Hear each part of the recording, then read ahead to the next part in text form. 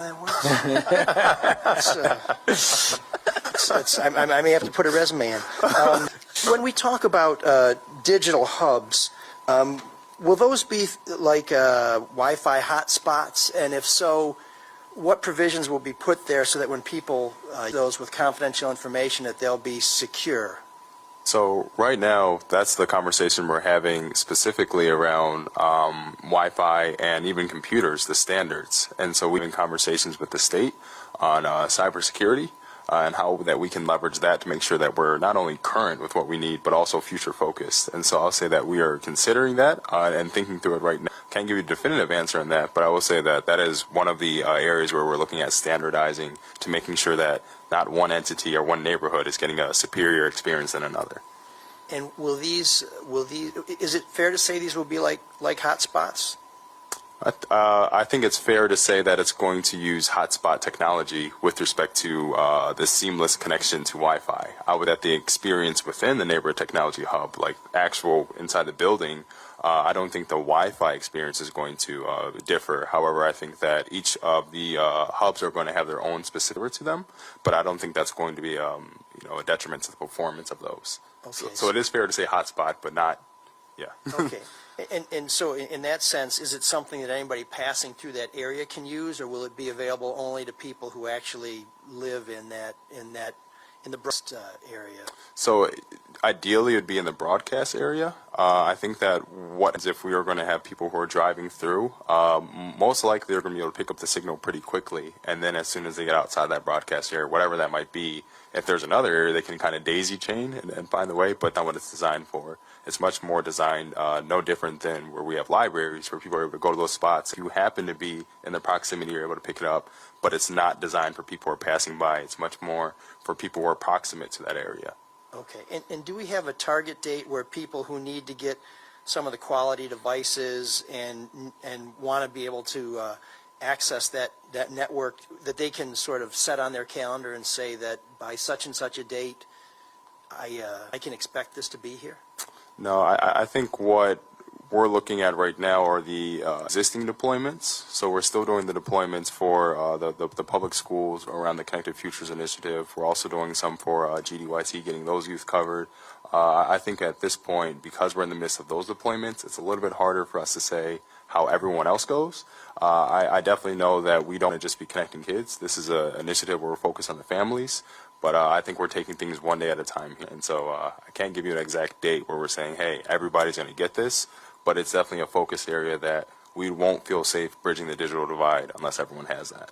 Okay. And is it possible to maybe use a seasonal estimate that by fall, by winter, by such and such a time? I don't think so. The reason being, everybody right now and everybody who's trying to work on this issue, we're all going to the same source for technology.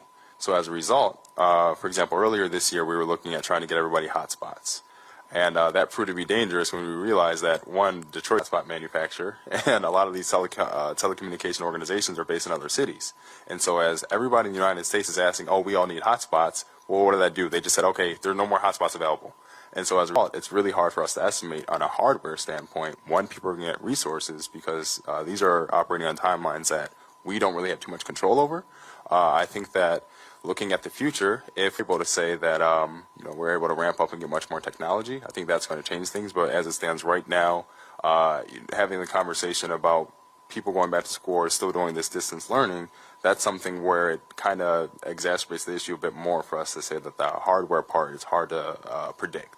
Okay. And does the plan envision making devices available to people as well as access to the internet? Absolutely. It wouldn't make sense for us to try and push, because then we would just almost create another digital divide. And so it's like, no, we're going to punch this out the right way at the right time. And so one of the entities that is actually behind the scenes that Quick also had made a separate investment for is an entity called Human IT. Human IT is an organization that we've been fundraising for quite some time, and unfortunately COVID kind of stopped them from being able to do their opening. But Human IT is a neighborhood-based organization where their whole is to actually deploy technology to residents. And so what we discussed today is a larger ecosystem play, But there are definitely other elements that, in the more nuanced July 30th, it's going to actually talk about how, oh, if I'm a resident or if I'm an organization needing new technology, that's why we were adamant about getting human IT at the onset. And so when I'm speaking evidence on this stuff, it's because I know that there are operational elements that we were able to prioritize to say, hey, this is why I'm talking so confidently, because I know that we were already getting that organization and that entity that does that specifically. And will those people be based out of city facilities, or will they have separate offices and new locations? Or Oh, human IT? yeah. Oh, yeah. It's going to be in a. It's they haven't done their probably, so I'm not going to steal their thunder yet. But no, it's not going to be in a city facility, but it's definitely going to be in one of our neighborhoods. Yeah. Okay. Are you ready to talk about that at all? Well, the thing I would maybe point out that I think is important is the data collection. So there's a lot of efforts being made, but I still think visibility is the primary focus right now.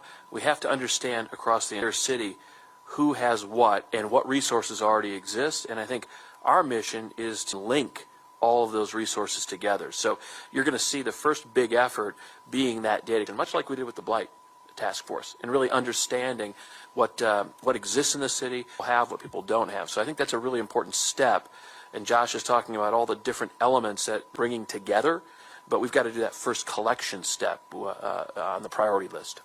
So when you're talking about data collection, can you be a little more specific? Because there are people, including some of our undocumented residents, who are concerned about what data is being collected and who it's being shared with and what government's going to do with it.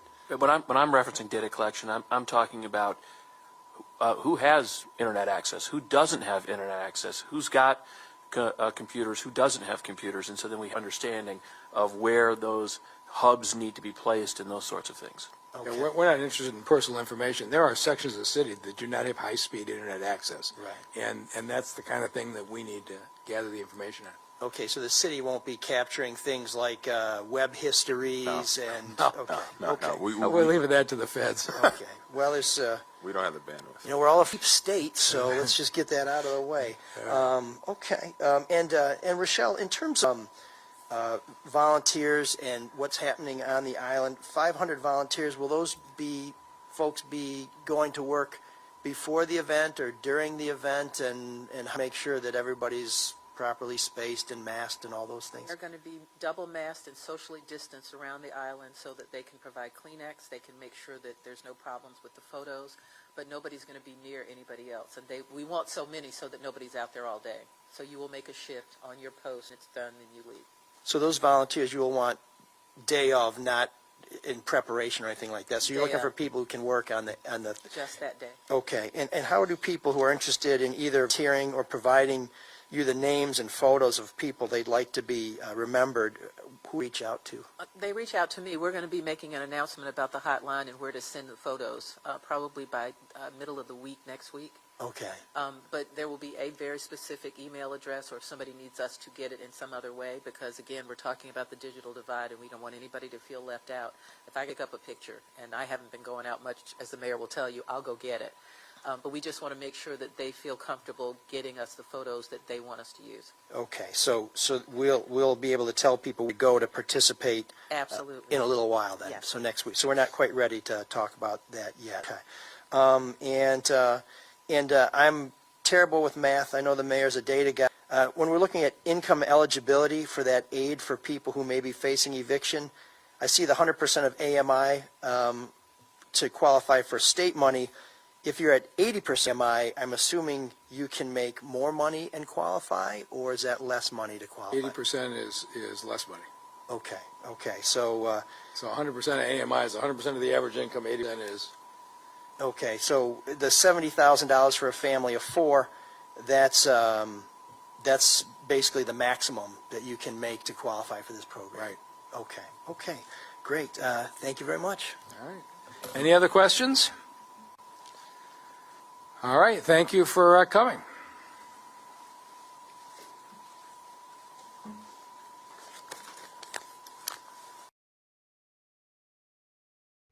Coming up next, everybody, I'm going to take you out to San Diego County in California. Over the past few months, we've talked a lot about the impact of coronavirus, especially on those who are older and those with underlying health conditions, and therefore they're more vulnerable. But as this virus has hung on and affected more and more people, we're starting to see it have an impact on young adults too. If you've been following the charts over the last few days and weeks, you'll notice that we continue to see a rise in the number of cases among young people, especially those in the 20 to 29 year age group, who are accounting for a larger and larger share of the COVID-19 cases. We know that when you're in your 20s, you think of as being invincible. But while younger adults may think they are less likely to be affected, the fact is that some have developed life-threatening conditions and symptoms that will have long-lasting effects.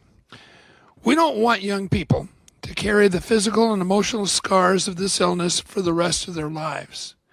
And we don't want them to spread the disease to others, like older, vulnerable residents and relatives.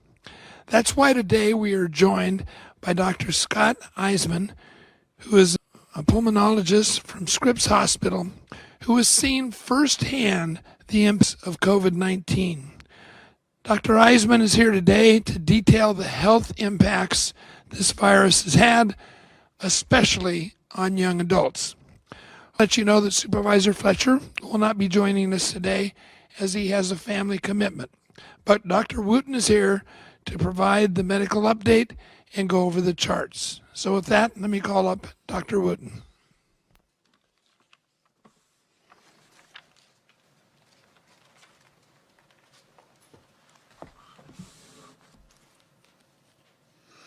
Thank you, Chairman Cox, and good afternoon, everyone. Global, national, and statewide statistics are based on the data that we retrieve every day from the Johns Hopkins dashboard, which is obtained by noon each day. And you get that information on this overall graph. Today, the statistics for the County of San Diego are from reports as of 11:59 p.m. yesterday.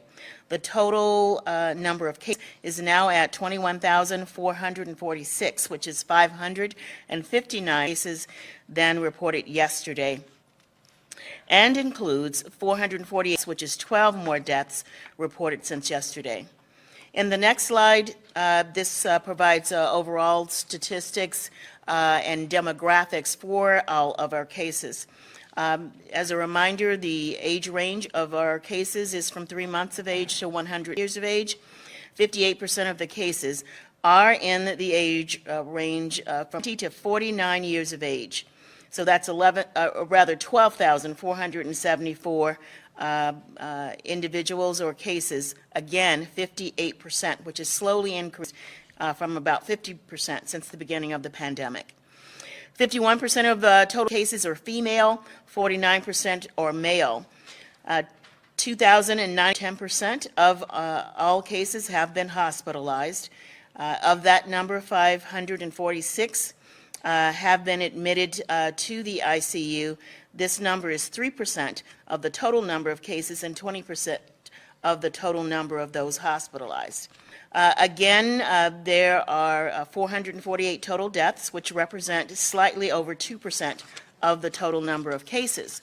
109, if you can go next slide, 197 or 42% of those that died were female, 56 or 251 are male, and 425 or 95% of the total deaths had underlying medical conditions. 2 or 5% of the total deaths had no underlying medical conditions. And as always, our sincerest condolences and sympathies go out to those individuals that have lost their lives due to COVID-19. Now, in the next set of slides, we're going to share with you additional demographics related to testing, cases, and hospitalizations.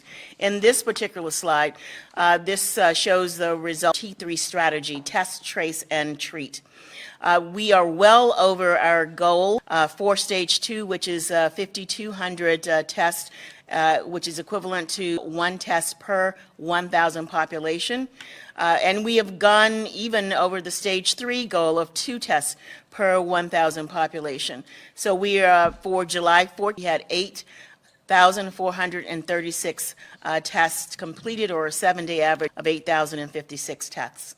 For Trace, we have 511, or rather 13 staff that are involved in case investigation as well as contact tracing.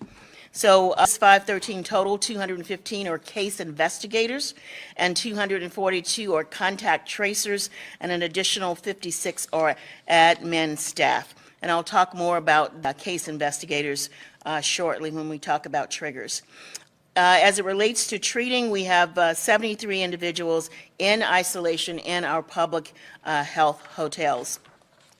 In this next slide, this complements the information that I just showed with you.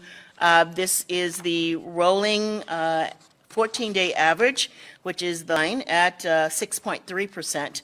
And for the total number of tests performed yesterday, 7% of that total was positive. Next slide. So this just supports the testing information that shows over the past almost several weeks the daily number of tests. So that supports the T3 strategy. And as you can see on the left side, we started slowly, continuously increased, and we are well above the stage 3 target of 2 tests per 1,000 population, which is 6,600 tests. In the next slide, this is our epidemiology curve, which shows the beginning of our first cases. And in the beginning of April, we basically had a plateau. We like to speak of that as flattening the curve. If we show the next slide, then as we began to open up more businesses, we are looking at a period after that where we began to see increased cases, and we recognized that we would have increased number of cases here.